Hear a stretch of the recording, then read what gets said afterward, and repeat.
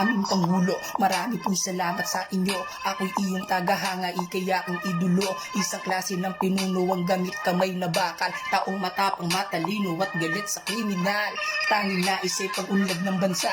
Krimen sa Pilipinas at droga ay mawala. Ngunit bakit ibang kababayan di mabatid?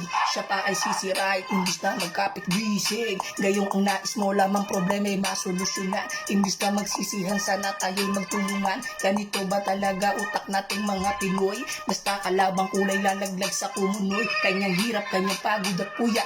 Sinisikap ang lahat upang sakit di na kumalat. Tapos ang isusukli siya ay babatiusin pa ng mga nagmamagaling, kulang lang sa gawa.